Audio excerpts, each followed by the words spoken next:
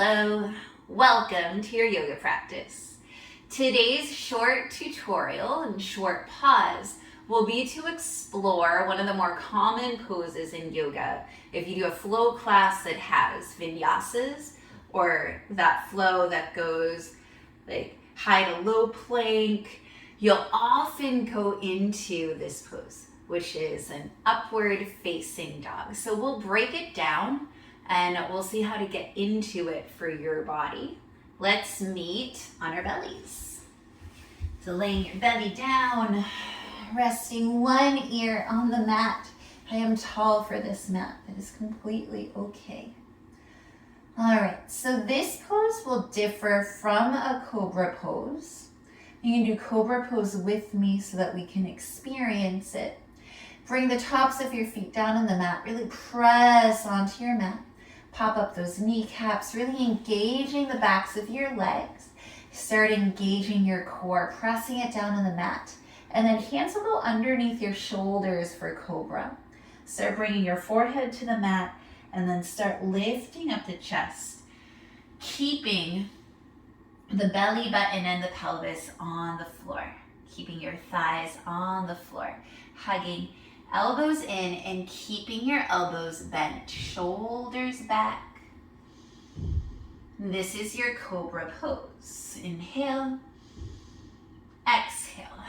All right, and now on to our upward facing dog. So instead of having your hands under your shoulders, your hands will slide back, and this will sound inappropriate, but honestly, it's the best way to describe it.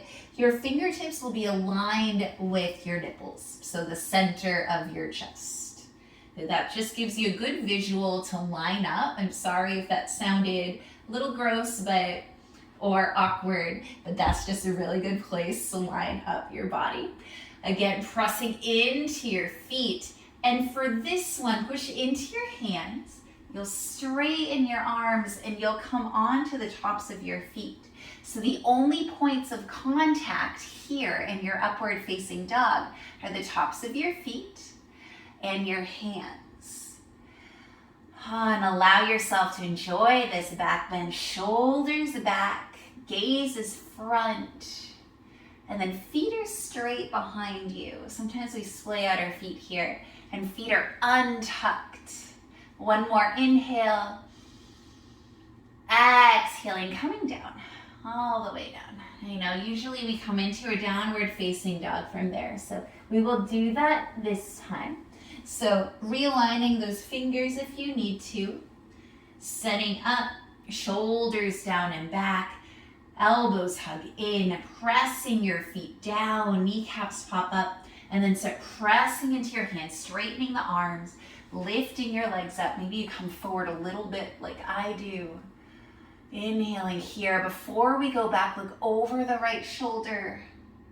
Getting a little bit of a stretch. Look forward. Look over the left shoulder. Look forward. And then to get into downward facing dog, roll over the toes. Send your hips up and back.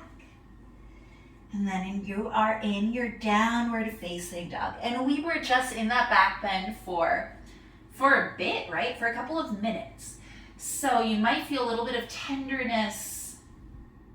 Your downward facing dog pose is a neutral spine pose. This is a good place to be after we were just in our upward facing dog. All right, and then let's feel what it's like to go through our vinyasa and find that upward facing dog. So inhale, rolling forward into your high plank. You can put your knees down if you want. Exhaling, low plank, so chaturanga. Inhale, untucking the toes, coming into your upward facing dog.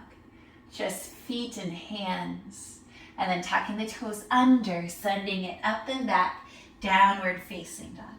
Let's do that one more time. And I know that when we flow, we don't spend that much time really aligning in these poses, which is why it's good to look at the breakdown and to experience it.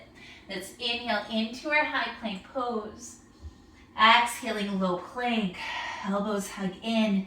Inhale, untuck the toes, Coming into your upward facing dog, shoulders back, looking forward, shining that heart. And then exhale, tucking the toes under, hips up and back, downward facing dog. Come to sit on your knees, facing the top of your mat or your screen or both. All right, so hopefully that breakdown helped you to experience upward facing dog. It often gets forgotten and just kind of thrown away in the middle of a class. So taking the time to really feel it, to have your feet untucked, that's maybe the hardest thing for people to remember, but it's key into really getting the extension of the body and that full back bend. All right, I hope that you enjoyed that short pause and tutorial. I cannot wait to see you again on your mat. Have a beautiful day. Bye.